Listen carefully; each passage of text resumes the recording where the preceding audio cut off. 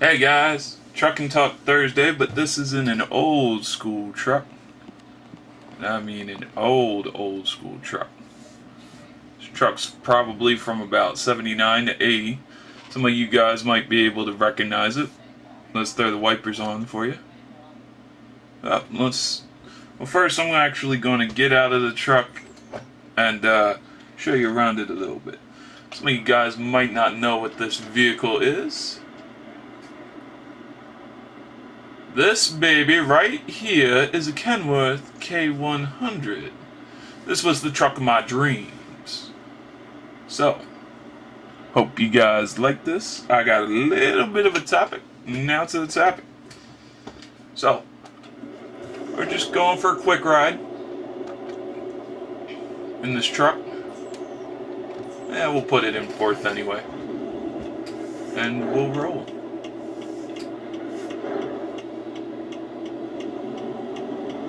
So, topic at hand is there's a trucking shortage, a shortage of drivers out there. And it's really bad to the point where they're getting retirees to drive these bad boys. Now, personally, my feeling on this is if you're agile enough to drive these bad boys, you know, if you've got the good enough reflexes, good enough sight, if you're healthy enough, shouldn't be a problem. However, most retirees and the ages that they were quoting in this news source, it was CBS News, it is people in their 70s, 80s, sometimes even in their 90s. Which to me is crazy because, you know, you may be sharp as a tack in your 80s and 90s, but still, I don't think you have the reflexes or the strength to be driving one of these bad boys, honestly. Whew! That could have gone bad. But no, you know, so there's such a shortage that they're hiring elderly senior citizens to be driving these trucks. And I don't remember exactly, but I remember hearing that there is actually a increase in vehicular accidents due to elderly people driving semi-trucks. Now that's scary. I mean, you guys wouldn't want me to drive a truck in real life, seeing especially after what just happened. Alright, that guy's turning. This guy's going straight. Looks like I got a break in traffic.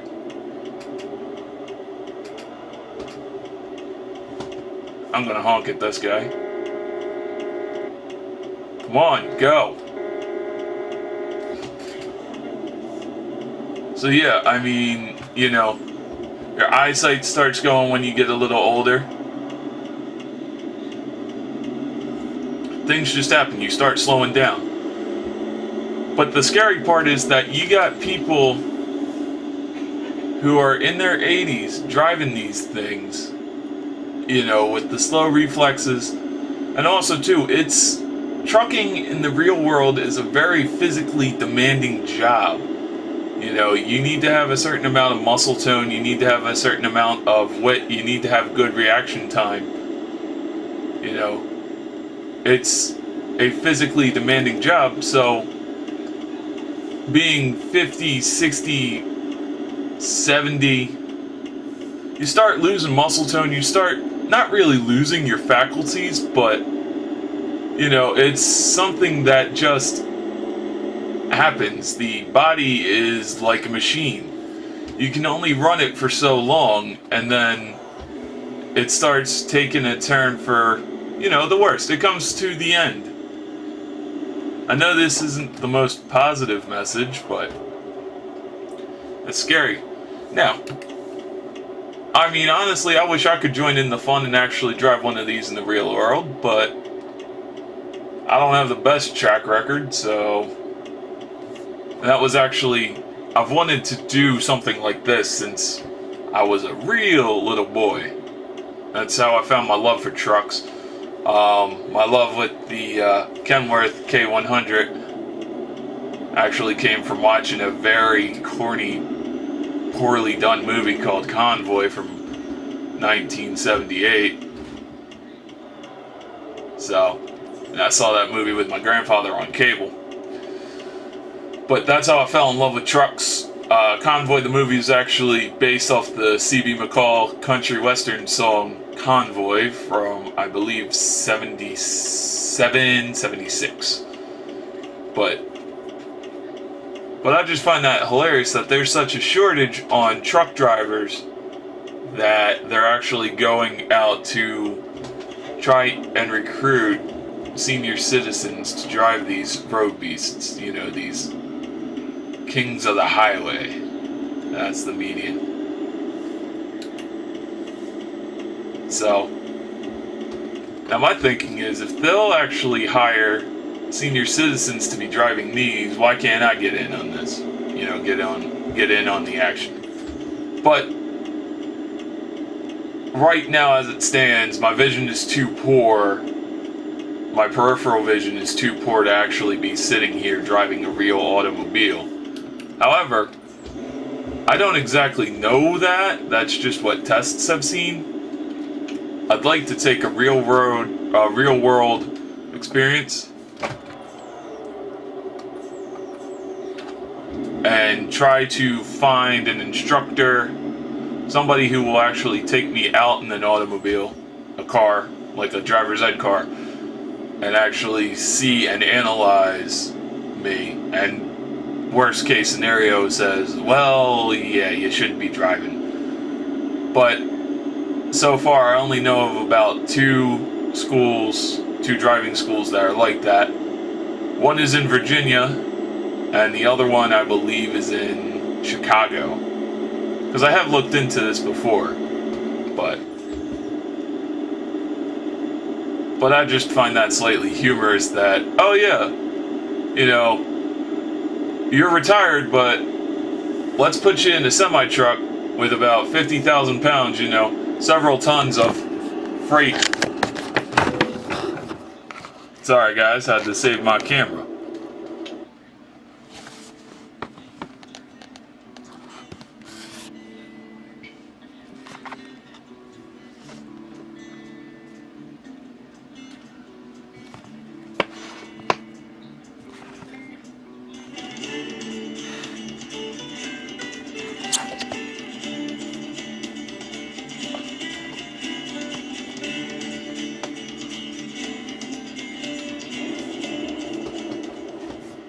So yeah, they'll put senior citizens in these, and yet they won't put your boy, your man, your best friend, the guy you watch every once in a while, who does these crazy trucking videos on the computer, in one of these. I don't know, man. Maybe it's for the best. Honestly, it probably is for the best.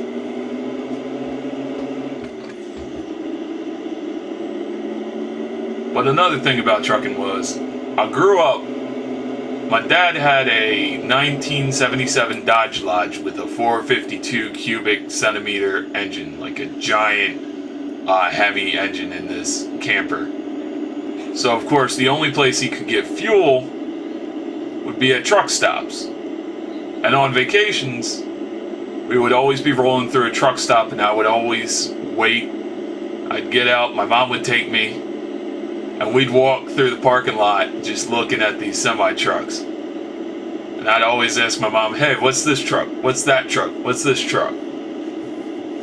So, and I think I mentioned this before in an earlier video, but hey, I think you guys can sit there and listen to it again. So, and then something cool happened to me later. When I started building a train layout, which I want to get back into, I noticed that I have a lack of accurately scaled semi-trucks.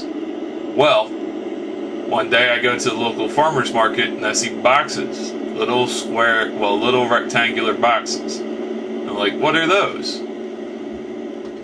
My uncle goes, "Oh, Ertl, they're semi-truck models." So I take a look, pull one out. I end up seeing the semi-truck, and I'm like, "Ooh!" And then one of the boxes had a little drawing, little sketching of a semi-truck, and I'm like, "Oh, I need to pick up a couple of these." So I ended up picking up a couple. I have a few that's, if you go way back into my archives of YouTube, it's my 20 subs video, when it first got 20 subscribers. There is a line of most of my 1/64 scale semi-trucks. One of those is a really special one to me now. It's a Jim Palmer Peterbilt, but it's done up in the Jim Palmer colors and has a Jim Palmer trailer. Now the reason why that's so special to me is Jim Palmer is a trucking company based out of Pennsylvania, which really isn't that far from where I live. So, and then after playing this game for a few months, I got turned on to a channel called Allie Knight, and she drives for none other than, yep, you guessed it, Jim Palmer. So they're a good company from what she says. I don't honestly know. Another thing is, I was chilling with my friend on Wednesday of last week, because I had Thursday off.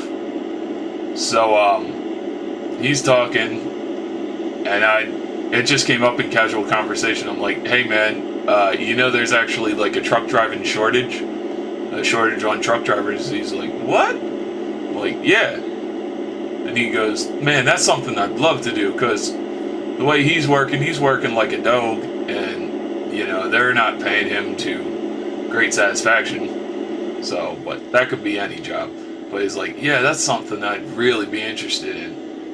I'm like, "Alright, cool, man. Just look into it." So we were searching for companies. Now the only thing is, he doesn't have a CDL, but then again, a CDL probably isn't that hard to come by. So, but heck, that's probably what I should try. First get my regular driver's license, and then in about 3 months after getting that, get a CDL license. But, you know, honestly, I just want to drive. Because to me, driving, from when I was real little, and my brother first got his license, you know, I always saw driving as freedom. It lets you get out there and do the things that you couldn't do when you were young. You know, you could go out, you could hang out till probably as late as you want. This is me being young. I didn't know anything about Cinderella licenses or anything like that, or curfews with licenses. But you could go out, you have your own car, you don't have to rely on anybody, go where you want to go, take as many roads as you want to take. It's just a whole level of responsibility that I never got to have. So that's really why that's really why I want to drive, just because I want that level of responsibility, that level of freedom. Plus, it'd be nice to actually get somewhere without having to plan to be there an hour early, but, you know, that's another story. It probably would happen, but I'd have a little bit more control over when I would leave a place and what time I would get there.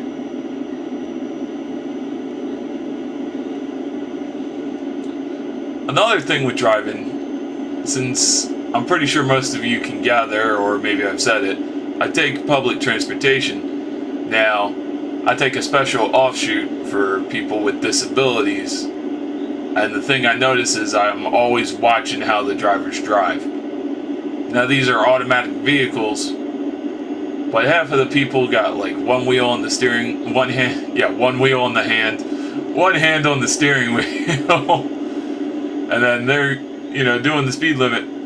But it's like me, I always drive with both hands on the wheel, 10 and 2, except if I'm shifting up or down. You know, pretty much how you're supposed to drive when you've got a manual transmission. But hey, to each their own. You know, they're trained how to drive, and I just I had to teach myself how to drive, so I use what is most comfortable for me. So now, one thing I learned about driving this Kenworth for a little bit. This is my truck. This is another company's truck anyway. So, but one thing I learned was that these things steer pretty easily. You have no nose, so pretty much you got to be careful when stopping. Figure that you don't have any space in between you, so it's better to stop early than stopping, on time. Anticipate your stops. Downshift when you can. So, like right now, I should probably just downshift into 10. And there we go. Oh, just got paid. Yeah, downshift into 9. There we go. That's probably best for this truck.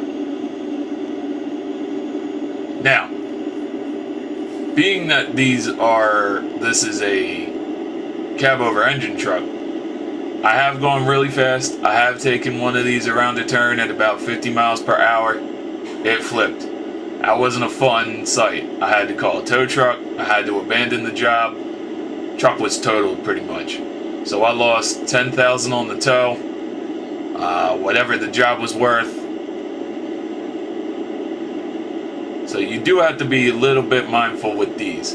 Even though they can pretty much stop on a dime. Well, compared to trucks with noses, they stop on a dime.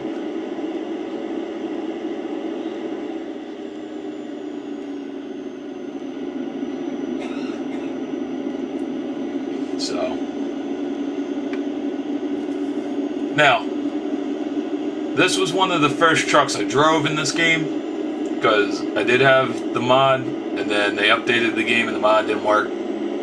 So, that happens. But, I do enjoy driving this. This was probably what I should have had for my first truck. But the other Kenworth was cool.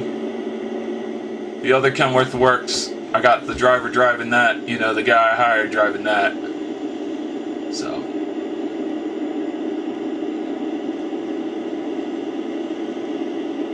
We're doing 51. I think that's about average. We're in Arizona, by the way, if you didn't notice. Or if you didn't, if I hadn't mentioned before. What are we hauling? I have no clue. Where we're going? I have no clue. I just got in the truck and started driving. Now we need to go up into 11.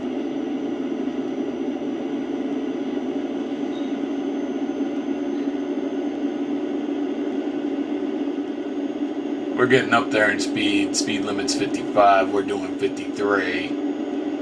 Don't want to go over the speed limit because there's a lot of police on this road, and I don't really feel like getting a ticket in another company's truck. If it were my own truck, shoot, I'd probably be trying to do 80 down this road.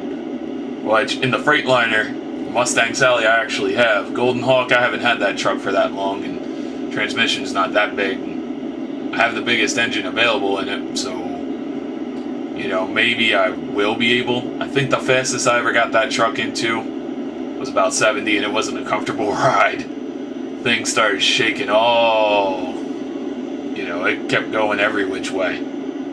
So, this truck, there's a little play in the wheel. It's a little hard to handle at times, from what I'm noticing at 50 miles per hour. That hard. It's right in the middle. Now, I'm also one of those guys where I do need to use the tachometer because I haven't exactly learned what the truck sounds like when the shift. I'm getting there. I'm also able to use the analog speedometer in the Golden Hawk. I haven't driven the Freightliner in a little bit. I haven't driven Mustang Sally in a little bit, so. But don't worry, Friday, you'll see Freightliner Friday. Here's what I mean, downshift.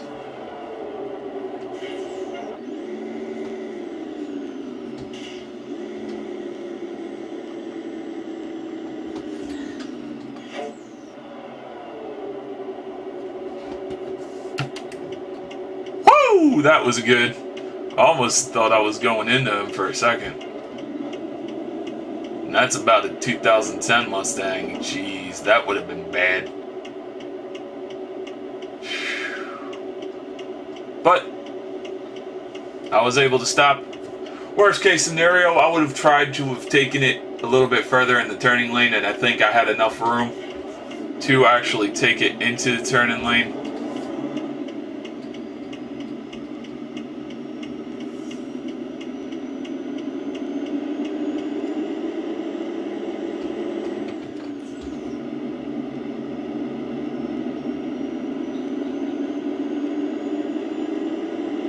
Now the nice thing about this cab over here, you're right next to your mirror, so you don't really, or I'm right next to the mirror, so I don't really need to look over there too much. Like, I don't have to move the camera at all. I just have to pretty much use my eye to look over there.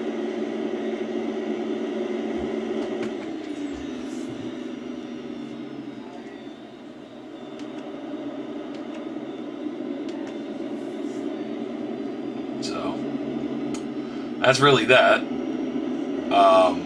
The other mirror, not sure if you guys noticed, but the other mirror is pretty far away size-wise, truck comparison-wise. So this is a fairly big boy.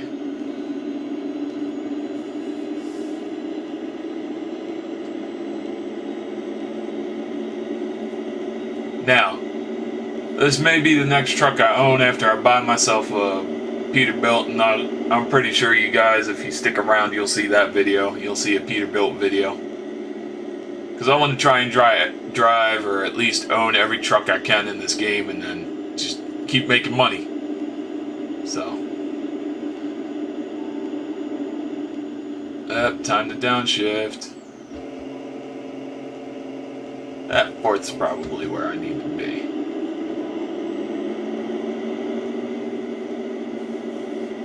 That's another nice thing about the trucks. GPS is up there in the windshield, so you can kind of look up as you're driving. But I use the other GPS, the one that's like right there, kind of in my face. So, oh yeah, we're taking that nice and easy.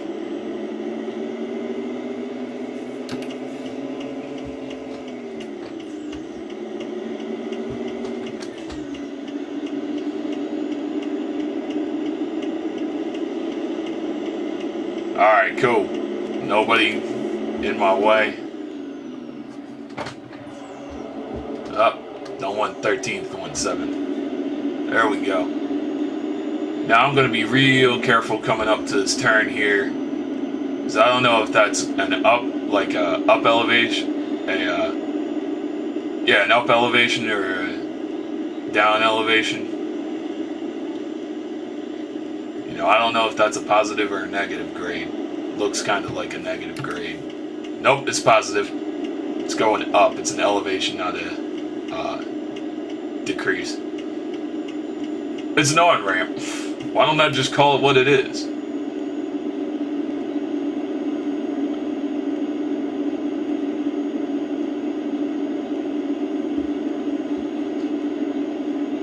Listen to that engine purr, guys.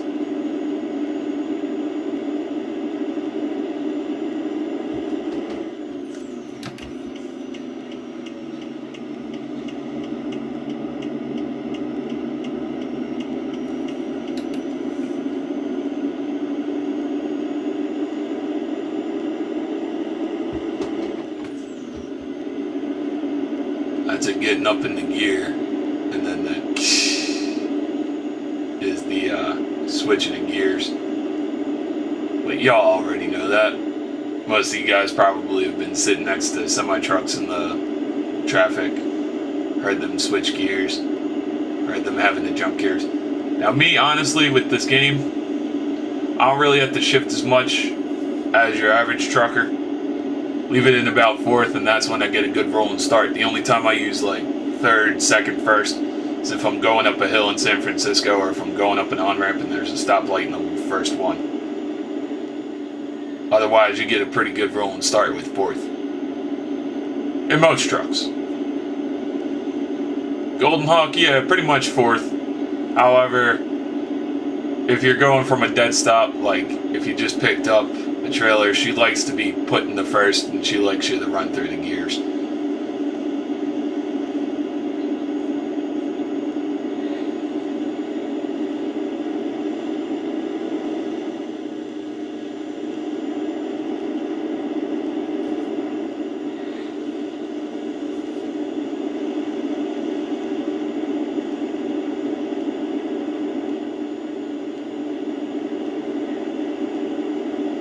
We're only about 43 minutes away from our destination, so this video is almost over. Still can't get over that there is a shortage on truck drivers. I mean, that's the thing I've always wanted to do pretty much for most of my life, and I know I'm still a young man, but shortage on the career that I want. There's a shortage of people, so there's an opening. It's pretty much a employee market, and yet it's something that I just can't do right now. Isn't that always the way?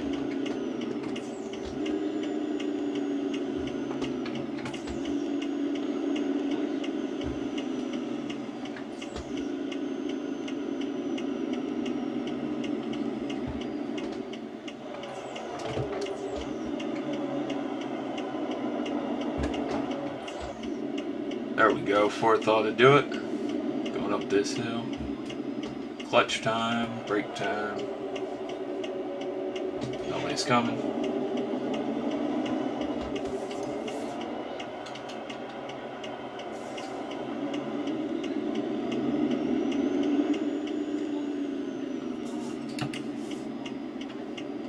And here's my destination.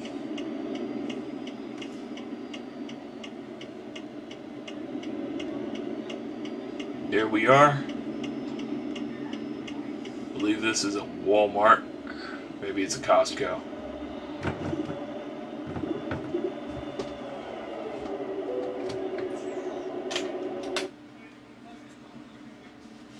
I'm just pulling straight in like I usually do with this.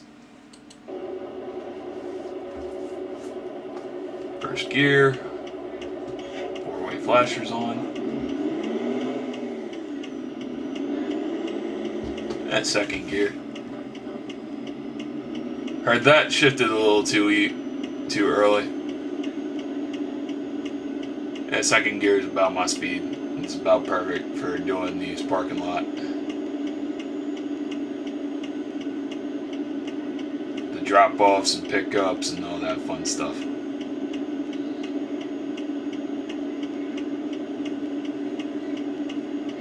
Oh, okay.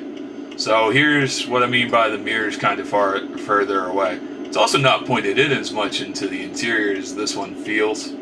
So, but hey, I got through it. This is probably an excellent drive. We didn't hit anybody. We just, when I lost my camera, when I lost the camera, it pretty much just the truck went into a curb, so, or a barrier.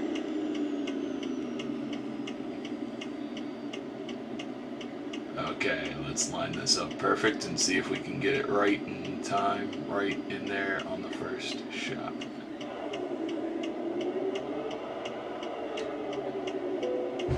Ah! Cutting the truck off. Not too bad. Not great, but not too bad. It's pretty much in the lines. Oh, it was only a 34-footer? Shoot.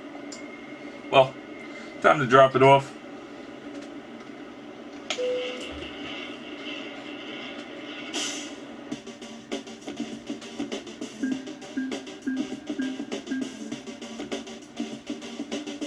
Alright guys, I'll see you in the next one. Hope you liked seeing me drive the truck of my dreams, because I know I hadn't done that before.